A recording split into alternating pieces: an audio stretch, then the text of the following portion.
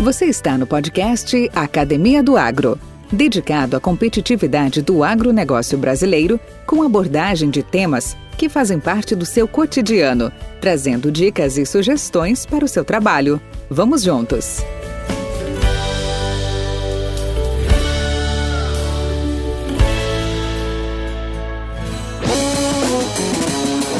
A importância do Rio Grande do Sul para a oferta nacional de alimentos é historicamente reconhecida. Por muito tempo, o estado foi qualificado como celeiro do Brasil, em razão da sua expressiva contribuição para a produção agropecuária nacional, destinada ao mercado interno e à exportação. Nas décadas de 40 e 50 do século passado, os agricultores gaúchos foram pioneiros na viabilização da produção comercial daquela que se tornaria a principal matéria-prima agrícola exportada pelo Brasil, a soja. Mais recentemente, em função da rigidez da sua fronteira agrícola e do crescimento da agricultura em outras regiões do país, principalmente em áreas do Cerrado, o Rio Grande do Sul passou a dividir o papel de protagonista na produção nacional de alimentos com outros estados. O Rio Grande do Sul é a unidade da federação que mais contribui para o valor adicional bruto, o famoso VAB, da agropecuária nacional, e ainda ocupa posição estratégica para a oferta nacional de diversos produtos agrícolas, como a soja, o milho, o fumo, o arroz, a uva, o trigo. A produtividade foi o principal vetor deste crescimento. Os agricultores gaúchos absorveram inovações tecnológicas da indústria de máquinas e de insumos, alteraram o uso do solo e valeram-se de novas técnicas de cultivo, manejo de solo, plantio direto, agricultura de precisão, irrigação, etc., além de modificarem seus modelos de organização da produção. Experiente e gabaritado na venda de insumos agrícolas, conversaremos com Luiz Rockenbach, que com sua trajetória profissional e de vida tem contribuído com toda esta evolução no agronegócio gaúcho. Podcast Academia do Agro. Olá, Luiz Rockenbach. Bem-vindo ao podcast Academia do Agro. Tudo bem com você? Tudo bem, graças a Deus. Satisfação em tê-lo aqui com a gente. Luiz, e aí? Muitos anos se passaram, já estamos aí beirando algumas décadas de trabalho. Eu gostaria muito de ouvir a tua história, gostaria de ouvir muito a sua origem.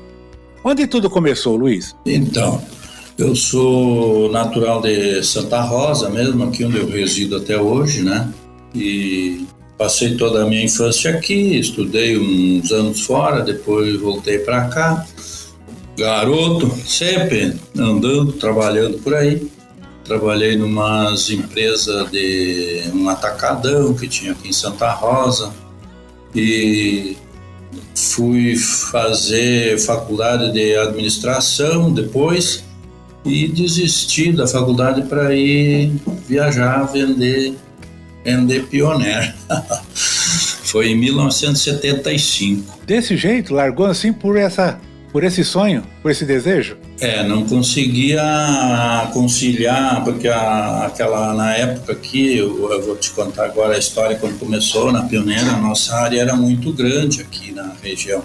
Então não conseguia sair de manhã e voltar de tarde para continuar. Então foi uma opção, né? Entendi.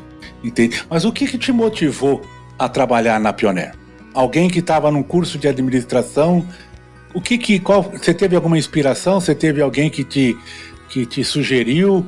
Ou foi uma coisa de dentro de você mesmo? Não, foi assim, eu na época que estava começando a faculdade, eu trabalhava na Maná. E o Busanello, que foi o meu professor mesmo, o Busanello trabalhava lá também. E nós trabalhávamos lá, ganhava o nosso salário lá, e um dia desse o Busanello pediu para sair. E aí eu falei para ele, até brincando, Busa, vê se arrumou um negócio bom aí para nós. Tá, ele saiu. Aí passou um mês, diz ele, arrumei um negócio bom aí para nós. E aí foi que ele conseguiu, veio um cara de Santa Cruz, o nome dele era Eraí Bueno, que veio aqui, já tinha vindo, ofereceu a Pioneer para ele representar aqui na região. E daí ele me chamou e nós montamos essa representada, que eu fiquei com ela até representações Eno, fiquei até há pouco tempo com ela. Ainda tenho o registro dessa empresa. Então foi eu e o Busanello que começamos a trabalhar. O Busanello e eu, né? Trabalhamos, acho que uns 2 anos aqui, já começamos vendendo e vendeu bem. E toda essa região da divisa com a Argentina, aqui a costa de Iraí até uma altura aí, São Borja, toda a divisa. E começamos a vender, foi uma opção que eu fiz para trabalhar ali. E os 2 anos, o Busa ficou aqui comigo e resolveu ir lá para o centro do país, foi embora para o Mato Grosso. E eu fiquei aqui sozinho, tocando a Pioneer, tinha mais umas outras representações de adubo, outras coisas, né? Mas foi o começo ali, em 1975. Nego Herai, que nós chamava ele carinhosamente, e já era o seu Mariano, o diretor lá, o gerente nacional de vendas. E como era nessa época vender, ô Luiz? Era fácil? Mas olha, eu acho que não era tão difícil não, nós tínhamos os materiais bons, né? Começamos vendendo 309B, 307, não era fácil o acesso assim, né? Aqui na região praticamente não tinha muito asfalto e tal, mas era bom vender, vendia bem, cara, nós fomos sempre bem sucedidos, tanto que continuamos ano após ano aí, né? E batendo metas e cumprindo desafios de volumes de venda e coisa. As dificuldades eram as mesmas, né? Que tem hoje, talvez, eu não sei, eu acho até menos. Porque nós tínhamos muito, que tem mesmo hoje, assim, as vendas oscilavam muito, assim, de um ano para o outro. Um ano plantavam muito milho, aí o preço caía lá embaixo. Aí outro ano não plantavam nada. Aí o preço ia lá em cima, e no outro ano voltava. Aquilo foi uma sequência, assim, que durou muito tempo aquilo ali, né? Entendi. E me fala, e o produtor tinha uma boa aceitação, porque para ele era um pouco de novidade também, né? Trabalhar com sementes híbridos simples, um pouco mais de cuidado, um pouco mais de, vou chamar de tecnologia, né? Mas pelo menos um cuidado melhor no plantio, na escolha da área, um pouco mais de fertilizante. Tinha uma boa aceitação ou ainda o pessoal resistia um pouco? Porque, no final de contas, é tudo custo, né, Luiz? Como é que era isso? Sim, aí tem uma história no meio e bem engraçada, né? Que quando o seu Mariano já tinha andado aqui na volta, na região, conversado com o seu tal de Pedro Carpenedo aqui, que era o dono do frigorífico aqui, que era o maior incentivador da agricultura aqui, do plantio do milho, principalmente. E aí ele veio vender aqui o 309B, que era híbrido triplo, na época era triplo, nem era simples ainda. E aí o 309B era um pitsote assim, sabe? Aí ele ofereceu lá pro homem, mas esse teu milho aqui não vai dar certo aqui, rapaz. Aqui, os caras plantavam só agroceres, dava 4 metros de altura. Daí diz ele, esse teu milho aí vai morrer aí no meio do inso. Daí o Mariano falou para ele, mas homem, esse milho aqui vocês têm que plantar ele é muito rápido e tal, ele é produtivo, ele é mais baixo e mais precoce que esses outros. Só vocês têm que plantar ele numa área boa, na melhor terra que vocês têm, e tem que manter ela limpa. Aí os caras se botaram, porque naquele tempo, antigamente, o pessoal que conhece, os pais, os avós, na colônia mesmo, eles plantavam as carreiras de milho assim 1,5 metro, não sei quanto, uma longe da outra, e no meio eles plantavam umas carreiras, umas linhas de soja. E esse milho, depois, quando ele estava quase pronto, eles não colhiam, eles dobravam ele e aquela soja colhia à mão, né, no minifúndio. E aí que nós ganhamos o tirão, rapaz. Nós mandamos eles plantar uma areazinha de puro milho na melhor área e limpar a área. Aí produzia o dobro que o outro, mais que o dobro, até porque tinha mais população, né? E aí foi fácil de entrar com o milho, né? Na melhor área, imagina. Interessante isso daí, né? E isso aí virou como um argumento de vendas para vocês, né? Em toda hora que chegava lá, já fazia essa associação de, olha, é a melhor área para você plantar o nosso milho, porque ele é baixinho, ele é produtivo, você tem que manter no limpo, pôr uma boiazinha ajuda também a produzir mais. E aí isso aí começou a ser grande argumento de venda. Aí os caras já sabiam que a Pioneer não podia plantar consorciado com a soja, né? Então eles plantavam puro e já adubavam um pouco e aí foi embora, né? E os milho que tinha na época 309EB, X307, depois veio 3069, 3072, 3075. Mas a história do começo é exatamente assim. Foi nós entrar aí. Só tinha a Agroséries de concorrente. Nós, cada ano, ganhava um horror de mercado, né? Ganhava muito mercado todo ano. O milho começou a andar melhor. Entendi. Podcast Academia do Agro. E Luiz, você falou de concorrência, você falou da Agroséries, né?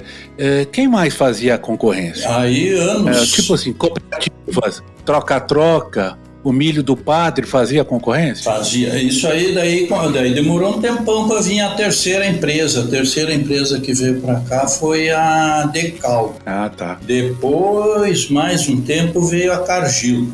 Mas aí começou, né? Eu trabalhei 15 anos aqui, eu vendia milho, nós de Agroséries vendia milho tudo cash.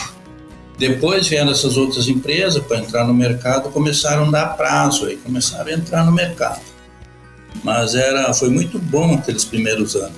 E milho, semente própria, sempre aqui na região, mesmo no Rio Grande do Sul inteiro, a participação era muito grande. O mercado de híbrido era bem pequeno, não sei mensurar aí, 30%, talvez 40%, não sei se mais que isso. E os troca-troca começaram depois ainda, logo depois, mais adiante que o governo entrou aí para fazer esse troca-troca aqui no sul, não sei se lá para cima chegou a fazer, mas aqui começaram a fazer e não pararam mais, até hoje ainda fazem isso aí, né, Valdir? Hoje, aqui, de forma geral, o que se popularizou é o tal de barter, né? Onde é uma forma de você oferece os insumos em troca do grão, em troca do produto final, né? Mas em épocas anteriores não tinha tanto ainda esse mecanismo pelo grão em si, era mais o financeiro, né? Que exigia do pequeno e médio produtor. Tanto é que o troca-troca, que nada mais é um escambo, né? Troca o meu produto pelo seu produto, ele já se popularizou. Hoje ele é forma institucional, organizada, tudo bem. Tem contratos fortes em cima disso aí, né? Em melhores condições até para o próprio produtor, mas isso é uma das formas mais antigas, né, de comércio que se tem, o troca-troca, né? Ô Luiz, e aí a região, você sempre trabalhou aí no oeste gaúcho, né? Foi. A sua área, você falou que era uma área grande. O que seria grande? Você chegava de onde até onde, quando a área maior sua de atuação? Eu trabalhei aqui, essa região, eu trabalhei na verdade toda ela, de Iraí até Uruguaiana, só que não no mesmo período, mas era assim, dava uns... porque tem muito município, né? Eu trabalhava uns 200 quilômetros, 200 e pouco para cada lado. Verdade. E vivia saía na segunda para voltar no sábado, é isso? É isso aí, a segunda, voltava a sexta, o sábado, na época de venda mesmo, né? Depois tinha os períodos de calma, porque na época a gente não fazia muito campo, assim, tu trabalhava muito forte em cima da revenda e cooperativa, né? Entendi. E algum dia de campo programava no período, e daí tinha depois entre safra, né? Porque hoje a gurizada aí tem a soja nesse intermeio ali, né? Nós não tinha, então era bem tranquilo. Eu tava uma pauleira aí, 6 meses era pauleira e 6 meses era calmaria.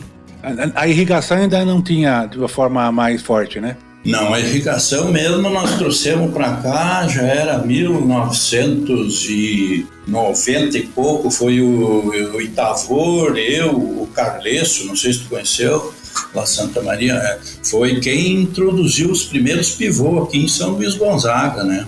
Graças ao Itavor e o Carlesso, fizemos até o grupo dos irrigantes aqui da região. Me recordo, é verdade. Luiz, e o que você me diria em relação aos dias de hoje? Você viria, o que para você mudou bastante daquela época? Lógico que nós ficamos mais velhos, com certeza, mas em relação ao produtor em si, ele se tornou mais exigente, mais informado? Os nossos vendedores, os vendedores de hoje são mais são mais organizados, são mais treinados, estão mais capacitados? Ou não é bem assim? Os vendedores devem ter melhorado também, mas o que mudou muito foi o produtor, né? O produtor se tecnificou, se especializou, as empresas, a própria Pioneer começou a fazer difusores, né? E nós trazia e ainda traz tecnologia. E, na verdade, cresceram aqui na nossa região hoje, aqui para baixo, devemos ter aqui umas 30, deve ter bem mais de 30 mil hectares debaixo de pivô. Olha só, hein? A área que o meu filho trabalha, do Eduardo de Santo Ângelo para baixo, ele tem muita irrigação. Então o produtor se tecnificou. Hoje, uma vez eu e o Aldir, que era meu secretário e meu auxiliar, nós falamos num dia de campo, e bem no começo, que um dia nós íamos colher 100 sacos de milho por hectare. Rapaz, os alemães queriam bater em nós. E hoje estão batendo recorde aqui, 250, 200 parcela, 280. Então, melhorou muito, viu? E está sobrando cara bom, né? O caqui não vinga. Essa pergunta que eu lhe fiz, ela vem de carona naquilo que muitos comentam hoje, e é um fato, né? O vendedor, se ele bobear, a hora que ele sai para visitar o cliente dele, levando uma informação, ou que ele queira levar uma informação técnica, quando ele chega lá, o produtor já está sabendo aquilo. Se lembra de resultados? Quando a gente fazia nossos dias de campo, tinha um bom resultado, a gente saía para divulgar, fazia folheto, né, de resultados, aquela coisa toda. Hoje, você colhe aqui, em alguns minutos ou segundos, já está do outro lado do país, na mão de um outro produtor, de um empresário, seja lá quem for, ele sabendo disso, né? Então, eu acho que uma das mudanças que o produtor tem hoje, que o setor produtivo tem hoje, é que tem as informações em tempo real e à mão, né? A qualquer momento. Então, essa tal de, como é que eles dão o nome? Conectividade, né? Todo mundo hoje está muito conectado. Mas essa pergunta que eu te falei que vem de carona é porque naquela época a gente era uma ferramenta, né? Era um mecanismo de levar informação, de levar tecnologia, de levar conhecimento, de levar boas práticas, né? Então isso mudou um pouco hoje, porque hoje se o produtor quiser, ele tem acesso a qualquer prática, a qualquer informação, qualquer manejo, qualquer tecnologia, qualquer informação, sem necessariamente precisar do vendedor. Antes não, antes era nós que levávamos, hoje não é bem assim. Então o vendedor hoje, minha opinião, tá, Luiz? Ele tem que estar mais preparado, né? No sentido assim de levar soluções, né? Levar alternativas e não simplesmente o conhecimento básico, né? Porque esse, com certeza o produtor já tem ou já domina. Sem dizer que os produtores de hoje são os filhos dos nossos produtores de ontem, né? Que estão mais treinados, mais capacitados, etc, etc. É isso mesmo? Você concorda comigo nessa visão? É isso mesmo, isso aí. E hoje, eu não sei, isso aí muda de uma década para outra, muda muito. Uma década atrás, ou mais aí, o serviço de campo era muito mais importante, ainda é hoje, mas hoje eles já têm que fazer outra coisa, né? Eles já têm que levar, o pessoal quer saber das características dos materiais. Hoje tem milho e soja aí que tem o número do híbrido, da variedade, mais 5 letras atrás, né, do que vem de carona junto com a semente, né? Então tem que vender isso aí hoje, que também já é mais complexo que no nosso tempo, né, Valdir? É verdade, é verdade, é verdade. Podcast Academia do Agro. Luiz, nessa sua trajetória, quantos anos de estrada você já tem? Rapaz, comecei naquela época, 75. 75 dá 25 com 20, 45 a 46 anos já de chão? Trabalhei 35 na Pioneer, daí depois nós partimos para outra aí, né? Uhum. Hoje estou trabalhando com uma empresa de nutrição de plantas aí, que é a Mundial Fertilizantes. Opa! Né? Uhum. Que nós temos toda a linha de suplementação de sementes, somos muito fortes em tecnologia de aplicação e também nutrição de plantas. Trabalhamos todo o Rio Grande do Sul, Santa Catarina, a parte do Paraná, já andamos lá por Barreiras, para lá que tem uns amigos nossos que plantam, mas estamos concentrados mesmo no Rio Grande do Sul e Santa Catarina. E esse trabalho que você está realizando hoje, esse projeto que vocês estão desenvolvendo hoje, ele é um projeto, é um trabalho solo, isolado, ou você tem uma equipe? Como é que você está estruturado para isso? Não, é uma empresa grande, somos três sócios, né, que nós tocamos a empresa, e temos uns 30, 40 colaboradores, acho, dentro porque nós temos fábrica, né? Entendi. Então tem a fábrica, o pessoal de vendas, o pessoal de campo, o pessoal da administração. Nossa empresa está sediada em Cruz Alta. Certo. Tem site aí, Mundial Fertilizante, se alguém quiser dar uma olhada, muito interessante. Já anotei aqui. Montamos um laboratório por necessidade também nossa. Montamos um laboratório ano passado, investimos um valor altíssimo aí para fazer análise de tudo que é coisa, menos de semente por enquanto. Mas de todas as matérias-primas nossas, por exemplo, tem que fazer análise da matéria-prima e do produto acabado, entendeu? Isso aí leva muito tempo, então a gente teve que montar um laboratório nosso lá, e esse laboratório hoje está prestando serviço para terceiros, para outras empresas aí. Fizemos análise de solo também, de água, de tudo que tu imagina. Entendi. Podcast Academia do Agro. Ô Luiz, nessa trajetória sua, pioneiro, seu tempo de faculdade, hoje você num outro projeto, né, projeto da Mundial Fertilizantes, tem todo o seu lado pessoal, também seu lado profissional. Quem nessa trajetória toda você diria que foi seu guia, foi seu mentor ou seus mentores, seus líderes, as suas pessoas de referência? Quem que você destacaria? Eu sei que você vai ficar de saia justa naquele sentido de, eu vou esquecer de alguém, mas no sentido sempre tem algumas pessoas que são marcantes na nossa carreira, no nosso trabalho, né? A quem você referendaria a esses títulos, né, de mentor, de guia, de espelho, né? Eu tenho assim uma gratidão pelo Busanello, que foi o que começou comigo, né? Que incentivou até eu largar tudo e ir para a parte de vendas. Então tem isso aí, apesar de a gente trabalhar pouco tempo junto. Mas o grande cara para mim, viu, foi o seu Mariano, né?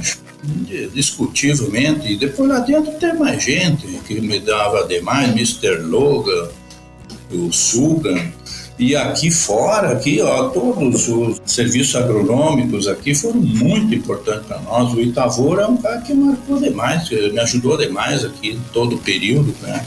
Mas assim, na verdade muita gente, né? E a equipe nossa aqui do Rio Grande do Sul, não sei se tu lembra, éramos 11, depois no período teve 14 vendedores aqui, a gente era muito unido, cara, a gente trabalhava junto, eu saía daqui, ia lá fazer dia de campo pro Valdir de Stella, sabe? É verdade. E eles vinham me ajudar aqui. A equipe, né? Muito bom.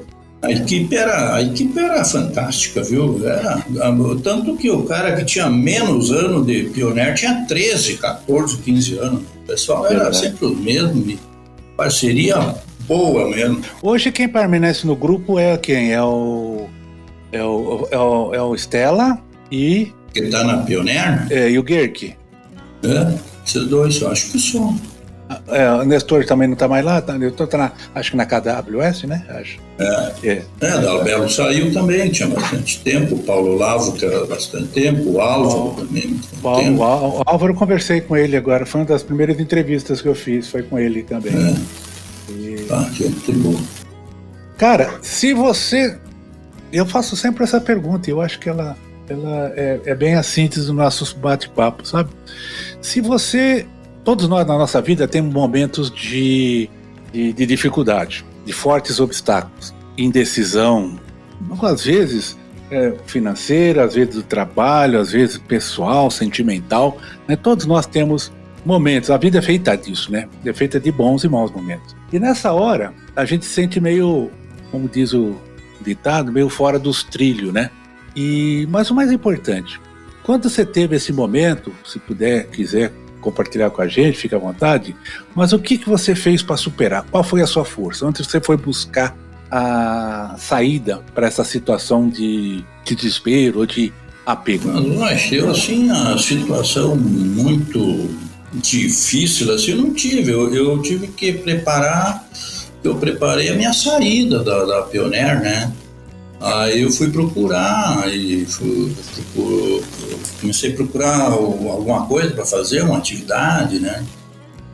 Mas não foi difícil, assim, eu comecei, logo me convidaram para trabalhar na Mundial, daí entramos ali, nós já estava tocando a Mundial, saí da Pioneer e eu tinha um posto de gasolina também lá em São Luís Gonzaga, que aquele lá realmente não deu muito certo, porque não conseguia atender todas as coisas, mas não foi dificuldade não, e aí entramos com o ramo esse dos micronutrientes aí e foi embora. Eu não tive maiores dificuldades na minha vida não. Não, bacana, que bom. Mas assim, sempre, até talvez por conta da sua determinação, sempre pronto para novos desafios, nunca teve uma situação que fala assim, pô, agora o que eu vou fazer, né? Então sempre decidido, né? Sempre bem preparado para esse tipo de situação. Luiz? Graças a Deus, assim, já tinha sempre coisa na frente, né? As preocupações normais da vida que você tem, todo mundo tem, que eu, graças a Deus, consegui superar, formar meus filhos, tudo, encaminhar, então eu não tive assim, dificuldade. Como é que eles estão? Como é que tá seus filhos? Conta um pouquinho. O Luiz Eduardo, aí na época 2010, quando ele já estava na Pioneer desde 2005. Verdade. Uhum. Aí chegou 2010, quando deu ali que eu na época falava assim que quando você chegar nos 60 anos aí de repente você vai ter que parar e tal. E aí na época o Eduardo estava aqui, daí começaram a botar mais gente, e eu já estava começando com a Mundial. Aí eu saí, até não queriam que ficasse ele e eu, não sei porquê. Aí eu saí e ele continuou tocando essa área aqui. E foi indo, e tá até hoje na Pioneer. Ele ali tá bem, hoje tá morando em Santiago lá. Oh, que legal, cara. Representante que nem eu era, que era o sonho dele de criança. É normal. E a minha filha mora aqui na cidade, formada em Direito, trabalha no Banco do Brasil. E estamos vivendo aqui pertinho deles, já tenho um neto grande já. Quantos anos está seu neto? Tenho 2 netos. O Pedro fez 18 anos, cara, agora dia 21. E a Luizinha tem 14. E o Eduardo não tem filho não ainda. Que beleza, hein, cara? Eu tenho 2 netas. A minha mais velha está com 13 e a mais nova, que é a Alice, está com 9 anos. Né?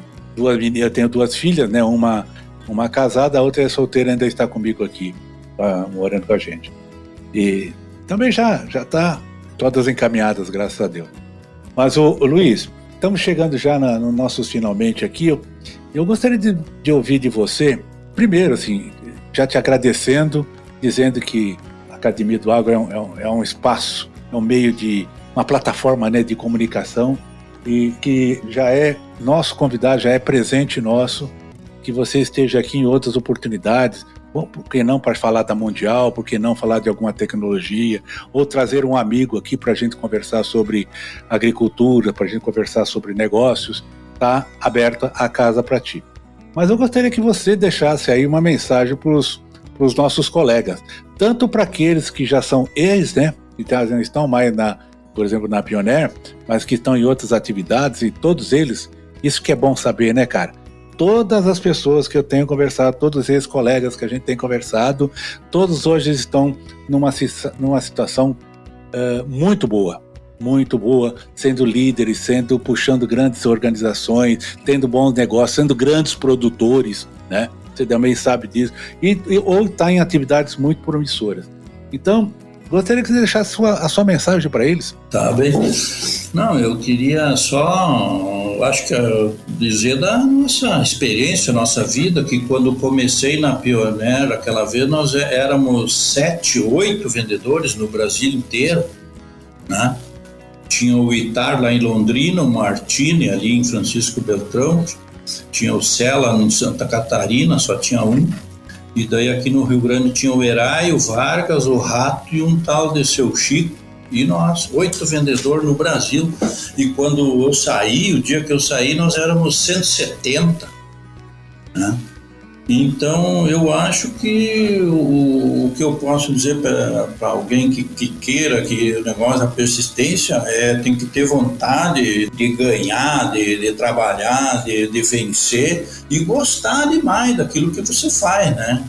Porque o importante é tu estar fazendo um trabalho que te gratifica, né? Então, aí vai embora, não tem muita olero assim, porque o que precisa é ter persistência e vontade de garra para vencer, né, Valdir? É verdade. Que bom, cara, que bom, fico muito feliz de falar contigo, encontrá-lo. Espero que em breve, já comentei isso em outras oportunidades também, eu tenho uma saudade imensa aí do Rio Grande do Sul. Aí eu fiquei 8 anos, né, que eu morei em Santa Cruz e tive aí a oportunidade de conviver pessoalmente com vocês.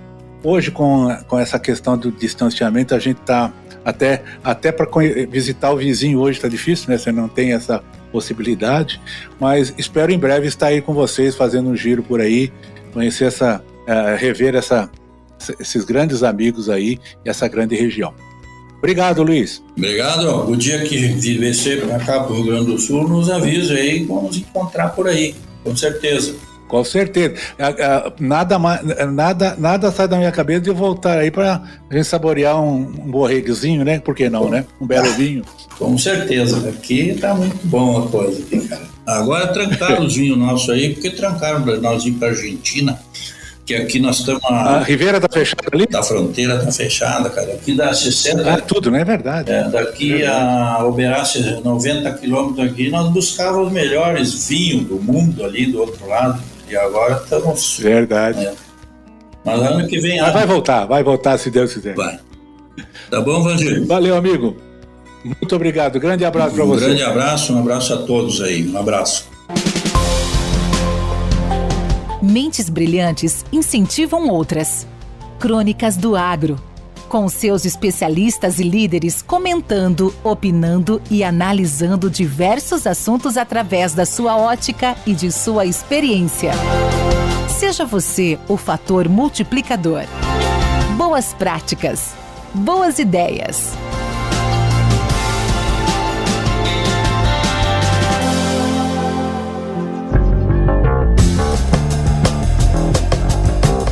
A missão de criar um impacto positivo no mundo é de todos nós. Especialmente no agronegócio, é importante mantermos proximidade com as fontes. Por vezes, os líderes, especialistas e profissionais do agro tornam-se difusores e articulistas, escrevendo e falando sobre suas respectivas especialidades, ideias ou mesmo respondendo a perguntas de ouvintes que têm dúvidas sobre determinado assunto. O objetivo maior de Crônicas do Agro é justamente atendê-lo com temas de interesse e informações úteis que possam provocar sua análise e sua reflexão. Os artigos são produzidos pelo especialista e cronista e é dedicado ao nosso podcast. Entretanto, o áudio pode conter opiniões e análises que não necessariamente refletem a visão do Crônicas do Agro. Caso queiras comentar, criticar, sugerir ou mesmo elogiar a crônica, fique à vontade. Envie um e-mail para contato@academiadoagro.net.br que iremos atendê-lo com todo zelo e atenção. Boa audição!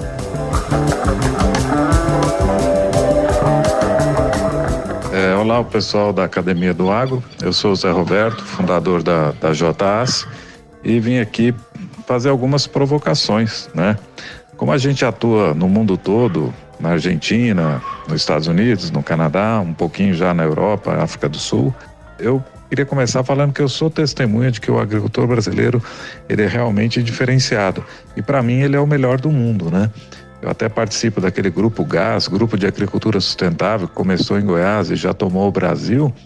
E a gente conversa com alguns agricultores ali, parece que você está conversando com alguém que tem PhD em biologia, né? Tamanha capacidade técnica do nosso agricultor. Além disso, ele é um exímio comprador, é um exímio vendedor, né? Um exímio negociador. Ele trabalha com as intempéries do clima, com as intempéries do governo, com as inseguranças jurídicas, com a logística muito instável, né? De estradas, rodovias, né? Preços também variando, o câmbio variando, né? Fluxo de caixa, ele toma riscos, né? Ele é gestor dentro da fazenda, ele é um líder, às vezes fora da fazenda, né? Então é uma pessoa, um profissional, né? Um vencedor que tem levado o nosso país para frente. E eu acredito a pujança do nosso agronegócio ao agricultor, com certeza, né?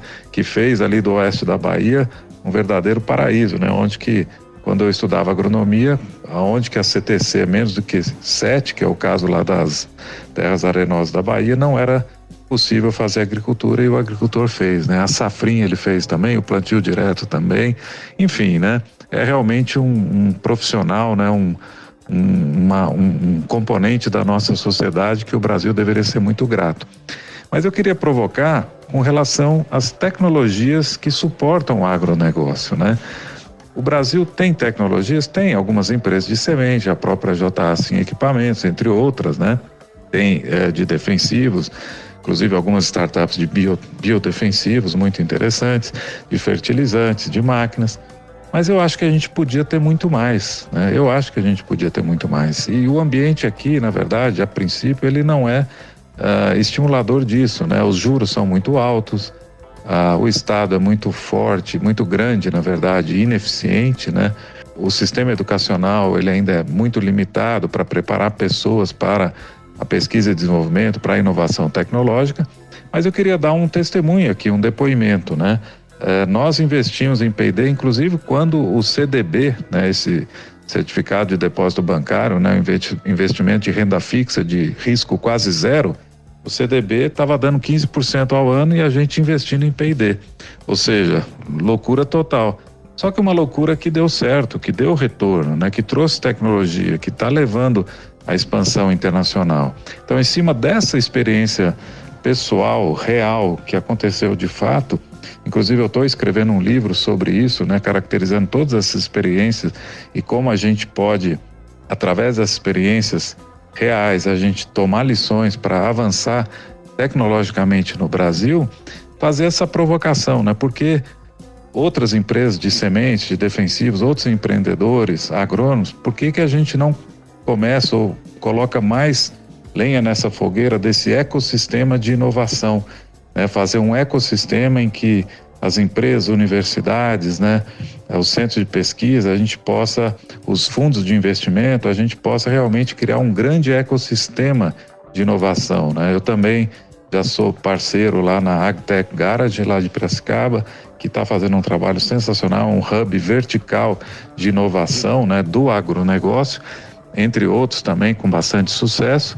Então aí essa provocação, né, a gente evoluir tecnologicamente os fornecedores do agronegócio no Brasil e dominar o mundo nesse sentido, ser referência também na produção de tecnologia para o agronegócio, para o mundo.